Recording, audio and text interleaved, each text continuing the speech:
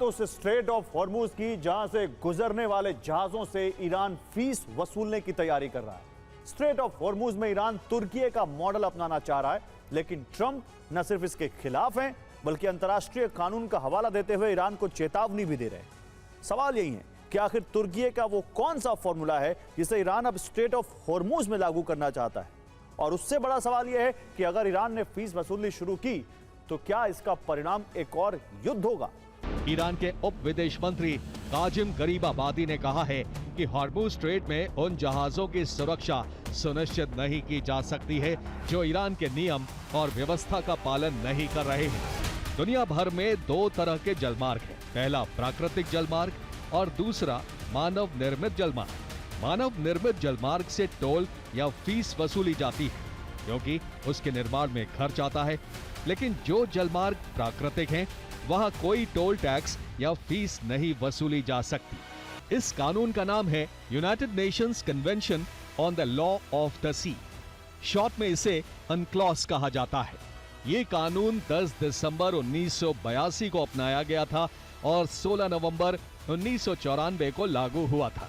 इसके मुताबिक कोई भी देश खुले समुद्र या प्राकृतिक जलमार्गों से गुजरने वाले जहाजों से केवल गुजरने का शुल्क नहीं ले सकता, क्योंकि खुले समुद्र या प्राकृतिक जलमार्गों पर किसी एक देश का नहीं बल्कि पूरी दुनिया का अधिकार है। अनक्लॉस नाम का ये कानून पूरी दुनिया पर लागू होता है। इसके तहत कोई भी देश प्राकृतिक जलमार्ग से गुजरने वाले जहाजों से टैक्स नहीं वसूल सकता है। लेकिन एक सच ये भी है कि दुनिया का एक देश प्राकृतिक जलमार्ग से गुजरने वाले शिप से फीस वसूलता है। और तुर्की के पास से एक जलमार्ग गुजरता है। इस जलमार्ग का नाम है बॉस्फोरस और डार्डानेल्स स्ट्रेट। ये एक प्राकृतिक जलमार्ग है जो काला सागर और भूमध्य सागर को एक दूसरे से जोड़ता है। यह स्ट्रेट एक प्राकृतिक जलमार्ग है। नियम कहते हैं कि प्राकृतिक जलमार्ग से गुजरने के नाम पर जहाजों से फीस नहीं ली जा सकती, लेकिन तुर्की इस स्ट्रेट में जहाजों से टैक्स वसूलता है। सवाल यही है कि आखिर तुर्की ऐसा क्यों कर रहा है, दुनिया उसे ऐसा करने क्यों दे रही है। क्या तुर्की के पास कोई विशेष अधिकार है? अब हम आपको इससे जुड़ी रिपोर्ट दिखाते हैं। अनक्लॉस कानून में एक प्रावधान ये भी है कि अगर कोई देश किसी जलमार्ग से गुजरने वाले जहाजों को किसी तरह की सुविधाएं मुहैया करवाता है तो वो उसके बदले उनसे फीस वसूल सकता है। मसलन अगर कोई देश जहाज को रास्ता दिखाता है, सुरक्षा करता है, टग बोट की मदद देता है या फिर जहाज उस देश के बंदरगाह का इस्तेमाल करते हैं तो इसके बदले वो देश टैक्स वसूल सकता है।